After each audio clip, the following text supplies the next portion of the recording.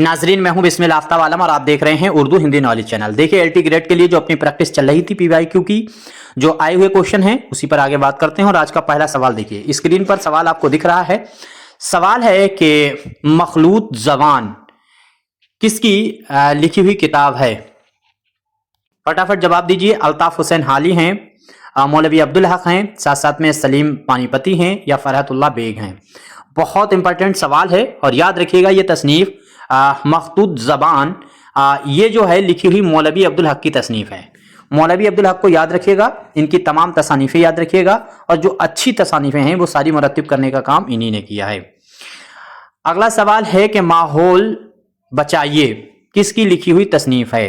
तो मौलवी अब्दुल हक हैं, चकबस्त हैं, असलम परवेज हैं या फिर जो है मिर्ज़ा हादी रुस्बा हैं। देखिए, माहौल बचाइए ये तसनीफ भी आपको डायरेक्ट रट लेनी चाहिए, क्योंकि इस तरह की ये तसानीफें होती हैं जिनको मुनफरद तसानीफ कहते हैं और ये जब एग्जाम में पूछी जाती हैं तो इनका याद करना ही एक फंडा है, कोई इनमें ट्रिक चलने वाली है ही नहीं। तो माहौल जो है बचाइए ये जो तसनीफ है वो असलम परवेज की है और पीछे पीवाईक्यू में आई हुई है। अगला सवाल देखिए, औरतों के हुकूक के खालिक कौन हैं? तो अल्ताफ हुसैन हाली हैं, परवेज हैं, सलीम परवेज हैं या फिर असलम परवेज हैं या फिर सर सैयद अहमद खान हैं।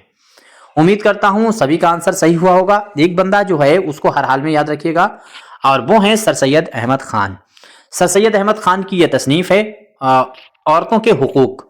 देखिए, ये तसनीफ जरूर इनकी है, लेकिन तालीमी निस्बा के लिए जो औरतों की तालीम के लिए ये जो सर सैयद अहमद खान थे वो राजी नहीं थे।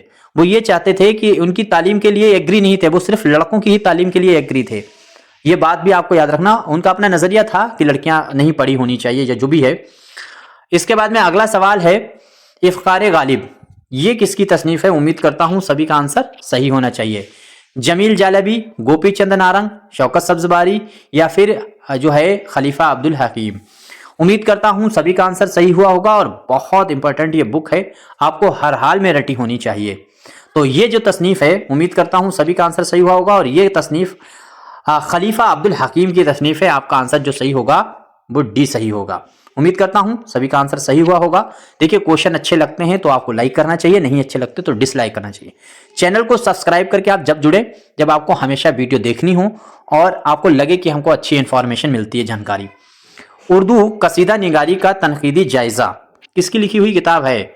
उर्दू कसीदा निगारी का तनकीदी जायजा। उम्मीद करता हूं सभी का आंसर सही होना चाहिए, बार बार रिपीट होने वाला है। देखिए, उर्दू कसीदा निगारी है, मरसिया है, गजल है, इन पे जिनकी किताबें लिखी हैं इनके इर्तक़े पर, तो वो किताबें आपको हर कीमत पे रट लेनी चाहिए, क्योंकि वहां से ये सवाल मुसलसल आपसे पूछते हैं और टफ पूछते हैं। तो इसमें जो आंसर आपका सही हुआ होगा वो पहला ही सही होगा। महमूद इलाही का नाम आपको याद रखना है और इन्हीं की लिखी हुई ये तसनीफ है। इसके बाद में अगला सवाल दीजिए, दास्तान ज़बान उर्दू। दास्तान ज़बान उर्दू फटाक से जवाब दीजिए। उम्मीद करता हूं सभी का आंसर सही होगा। फटाफट जवाब देने की कोशिश कीजिए और सबका आंसर सही होना चाहिए। तो इसमें जिस बच्चे ने जवाब दिया होगा शौकत सब्जबारी, ये बंदा बहुत इंपॉर्टेंट है, इसके बारे में आपको हर हाल में याद रहना चाहिए। शौकत सब्जबारी के बारे में, शौकत जो सब्जबारी है इनकी 2-3 किताबें और आपको हर हाल में याद रखना चाहिए। देखिए, उर्दू लिसानियात आपसे पूछा जा सकता है, उर्दू लिसानियात को कई बार रिपीट कर चुके हैं। साथ ही साथ में उर्दू जबान का इर्तिका ये किताब भी शौकत सब्जबारी की है और उर्दू कवायद। कुल मिलाकर के 4 किताबें आपको शौकत सब्जबारी की हर हाल में याद रखनी है। एक तो ये आपको दिख रही है दास्तान ज़बान उर्दू, नंबर 1। नंबर 2 आपको याद रखनी चाहिए उर्दू लिसानियात। नंबर 3 आपको याद रखनी चाहिए उर्दू जबान का इर्तिका और नंबर जो है 5 पे आपको जो याद रखनी चाहिए, देखिए 2 ये हो गई, चौथी जो याद रखनी है वो है उर्दू कवायद। अब उर्दू कवायद के एक मसला हम आपके सामने क्लियर करते हैं। बहुत कंफ्यूजन है यहाँ पर और जो कंफ्यूजन क्लियर कर लेगा वो बच्चा बहुत आगे निकल जाएगा। आपसे सवाल पूछा जाएगा उर्दू कवायद किसकी किताब है, तो आप जवाब देंगे शौकत सब्जबारी की। आपसे सवाल पूछा जाए कवायद उर्दू किसकी है, तो आप जवाब देंगे इमाम बख्श सहवाई की। अब कवायद उर्दू के नाम से 2 लोगों की किताब है, एक मौलवी अब्दुल हक और दूसरा जो है वो इमाम बख्श सहवाई, और दोनों इंपॉर्टेंट है। यानी दोनों ने, मौलवी अब्दुल हक ने और इमाम बख्श सहवाई ने, दोनों ने कवायद उर्दू के नाम से किताब लिखी है। लेकिन उर्दू कवायद अगर पूछा जाए तो शौकत सब्ज़वारी ने लिखी है। और इसी चीज को सवाल को पलट के ज़बानो कवायद अगर आपसे पूछा जाए, ये भी बहुत इंपॉर्टेंट है और बहुत बात पूछी है, वो है रशीद हसन खान की। तो रशीद हसन खान की किताब का नाम ज़बानो कवायद है, शौकत सब्ज़वारी की किताब का नाम उर्दू कवायद है, और साथ ही साथ में इमाम बख्श सहवाई और मौलवी अब्दुल हक, इन दोनों की किताब का नाम कवायद उर्दू है।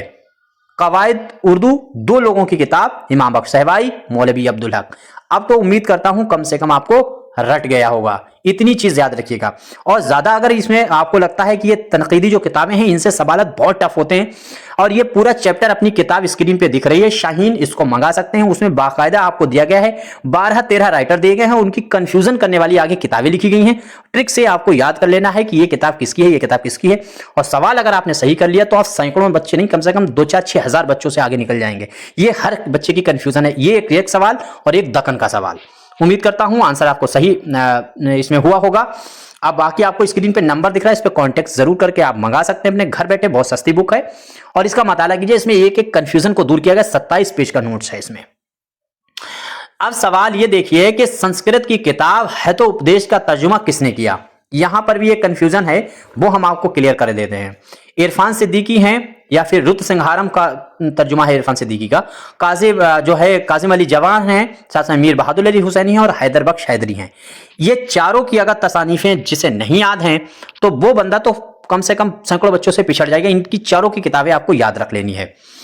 अब इसमें जो आज जो हमारा सवाल है उसमें देखिए, हितोपदेश का तर्जुमा करने का काम बहादुर अली हुसैनी ने किया था। दरअसल हितोपदेश का मतलब होता है इखलाकी चीजें, तो संस्कृत में इखलाक जो है वो हितोपदेश का तर्जुमा इखलाकी चीजें होता है। इसीलिए इखलाक हिंदी जो किताब लिखी गई फारसी में, फारसी आमेज जमान मिला करके, वो किताब बहादुर अली हुसैनी ने लिखी है और वो तर्जुमा जो है वो हितोपदेश का ही तर्जुमा है।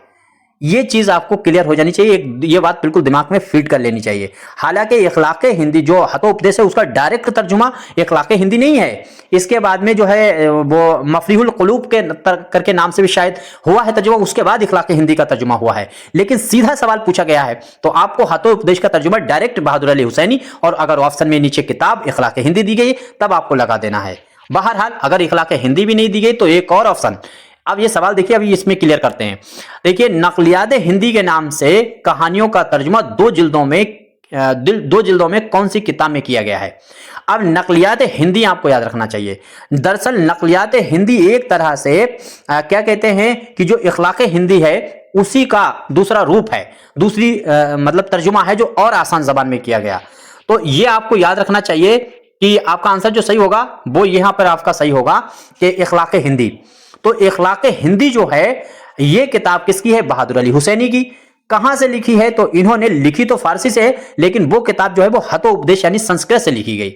फिर कंफ्यूजन क्लियर कीजिए, संस्कृत की किताब हितोपदेश, उसका बहादुर अली हुसैनी ने तर्जुमा इखलाक हिंदी में किया। इखलाक हिंदी को और सरल और उसका दूसरा बुलेटिन जो है वो शाया किया गया है नकलियात हिंदी के नाम से।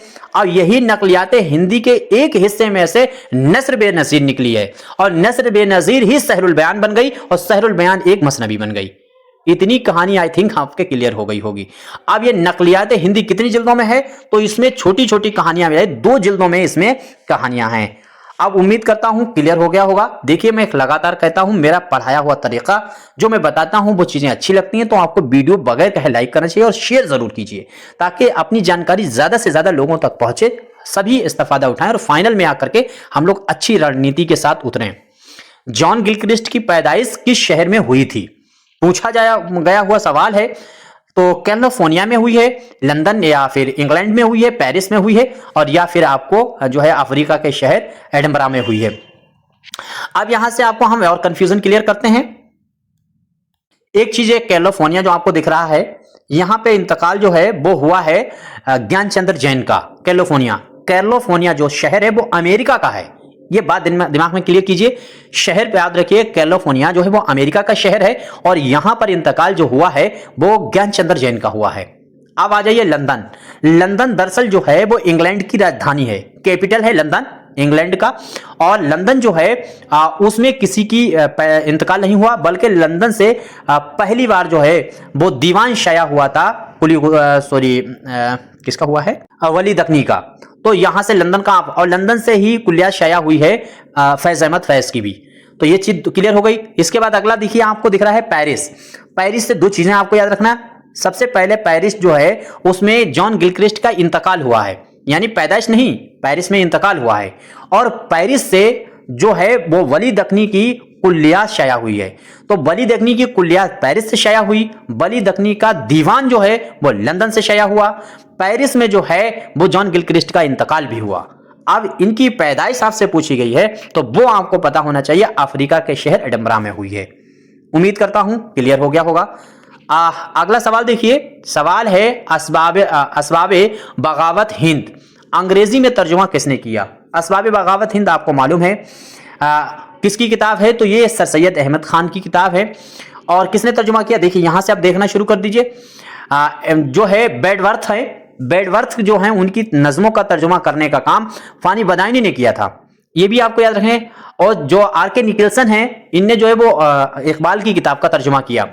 जॉर्ज गुडीसन जो है, इस बंदे ने क्या किया है? तो ये वो बंदा है जिसने सबसे पहले क्या करा है, तो वो हिंदुस्तान जो है उसको अजाइब घर कहा है, जबानों को अजाइब घर कहा है जॉर्ज गुडीसन ने। और इसकी किताब का नाम जो है वो लिसानियाती जायजे है, ये भी आपको याद रखना चाहिए। तो लिसानियाती जायजे आपको याद रखना है, जॉर्ज गुडीसन की किताब है। और जॉर्ज गुडीसन ने जो है वो हिंदुस्तान में 189, याद रखिए यहां से लिखिए 189 जो है हिंदुस्तान में जबानें बताई हैं, और बोलियां जो बताई हैं वो 544 बताई हैं। ये बात अगर याद रहती है तो बहुत अच्छी बात है। किताब लिसानियाती जायजे, ये गुडीसन की इतनी बातें आपको याद रही। गुडीसन ने हिंदुस्तान को जबानों का अजाइब घर भी कहा है। अब इसमें जो आंसर आपका सही होगा वो सही होगा कर्नल ग्राहिम। तो ग्राहिम बैली को आपको याद रखना है, इसने जो है वो असबाबे बगावत हिंद का तर्जुमा किया है। बस यहीं तक हम बात करते हैं। मेरी तरफ से क्वेश्चन कम होते हैं लेकिन बहुत हाई स्टैंडर्ड के क्वेश्चन होते हैं। किसी भी उर्दू के एग्जाम की आप तैयारी कर रहे हैं और आप एकदम परफेक्ट, बहुत मजबूती के साथ एग्जाम में आएंगे। तो इस तरह से हमारी कोशिश रहती है। स्क्रीन पर अपनी बुक शाहीन दिख रही है, इसको मंगा सकते हैं और बहुत सस्ती है, ये आपके घर पहुंच जाएगी। क्वेश्चन अच्छे लगे तो लाइक करिए और नहीं अच्छे लगे तो डिसलाइक कीजिए। अच्छा, दूसरी चीज है, कल हम जो एक्सप्लेन कर रहे थे उसमें जो है वो शमसुल रहमान फारूकी का इंतकाल हमने 2022 में बता दिया था, वो इंतकाल जो है वो 2020 में हुआ है। वो गलती हो गई थी एक्सप्लेन में। इतनी चीजें होती हैं, कंफ्यूजन खुद हो जाती है बताने में, आप समझ सकते हैं। जितनी चीजें याद रहती हैं वो बता देते हैं।